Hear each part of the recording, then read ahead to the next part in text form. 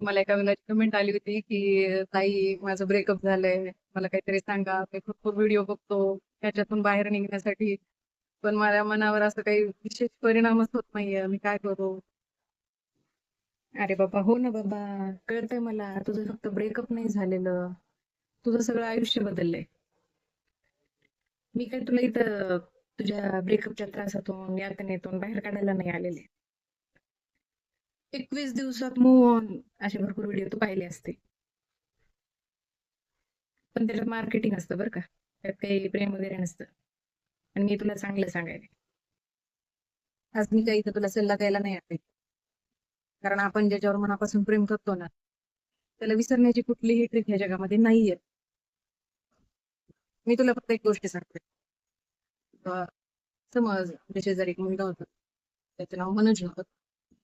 तो मनोज एका मुलीवर खूप प्रेम करायचा, इतकं प्रेम करायचा. दिवस रात्र फोन, कानाला फोन, दिवसभर रात्रभर फोन. जेवलीस का, झोपलीस का, उठलीस का, हेच good morning, good night, video call, भांडण, हसी मजाक, तेवढंच प्रेम, सगळ्या गोष्टी छान. मनोजला वाटायचं की बस हीच माझी दुनिया आहे. बस, त्याशिवाय काहीच नाही. मनोज स्वप्नांमध्ये सगळे स्वप्न पाहायला सुरुवात केली होती मनोज. मग एक दिवशी असंच भेटले दोघ जण आणि सांगितलं त्याला की आपण इथून पुढे नाही भेटू शकणार, कारण माझं लग्न ठरलंय. घरच्यांनी माझं लग्न ठरवलं. इथून पुढे मला कॉल करू नको, मला फोन करू नको, माझ्याशी बोलू नको, आठवणही काढू नको. मनोज एक सेकंदासाठी गंभीर झाला. त्याला समजतच नव्हतं काय झालं. अचानक कशामुळे घरी आला तो. रात्री बेचैनी, झोप येत नाही, टेन्शन. खूप रडला, खूप खूप रडला. समजून सांगण्याचा प्रयत्न केला, खूप फोन केले तिला, उचलला नाही तिला, मेसेज केले, उचलले म्हणजे रिप्लाय दिला नाही.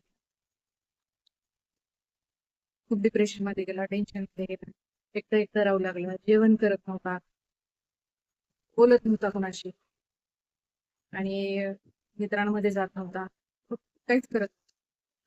खूप डिप्रेशन मध्ये गेला.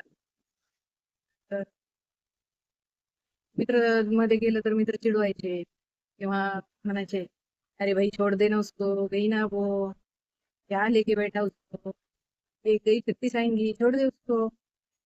हे असे कमेंट्स मित्रांचे ऐकायचे. तर त्याला वाटायचं की अरे यार, एवढं आपण एखाद्याला प्रेम करतो, जीव लावतो, त्याला विसरणं एवढं सोपं आहे का? तुम्ही एवढं कॅज्युअली कसं बोलू शकता? त्याला पूर्ण सवय लागली होती, त्याच्या मेंदूला सवय लागली होती. रोज तिचा मेसेज, 5-5 मिनिटाला मेसेज, 5-5 मिनिटाला कॉल, सवय लागली होती. मेंदूला सवय लागते लगेच.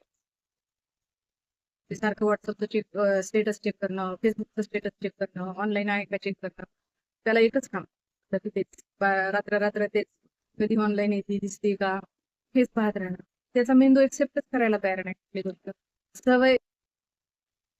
एका मानसशास्त्रज्ञाने सांगितलं की एखाद्या व्यक्तीला विसरणं हे मनाला समजायला खूप वेळ लागतो, पण त्या व्यक्तीची सवय मोडायला आपल्या मेंदूला खूप दिवस लागतात, त्यापेक्षा जास्त. म्हणजे एखाद्याला विसरणं अशक्य आहे असं नाहीये, शक्य आहे.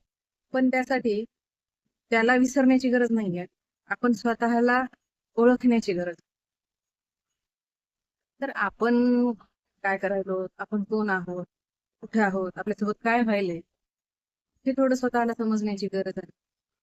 एकदा आपण कॉन्शियस माइंडने याच्याकडे लक्ष दिलं की आपण काय करायला लागलो हे, तर थोडं आपण त्यापासून डिटॅच होण्याचा प्रयत्न करू शकतो. मला एवढंच म्हणायचंय की बाबा, तुला तिला विसरायचंय, हे सारखं तू मनामध्ये हे नको करू की मला विसरायचंय तिला, मला विसरायचं. जेवढं तिला विसरायचा प्रयत्न करशील तेवढं तुला तिची आठवणी येतच राहणार आहे. तू तिला विसरण्याचा प्रयत्न करण्यापेक्षा स्वतःवर प्रेम करण्याचा प्रयत्न कर. ज्या दिवशीपासून तू स्वतःवर प्रेम करशील त्या दिवशी तू स्वतःला जिंकलस आणि सगळ्या जगाला जिंकलस. त्यावेळेस तुला असं कळेल की ब्रेक वगैरे काही नाही, सगळं संपलं आणि तुझी रिकव्हरी त्या दिवशीपासून सुरू होते.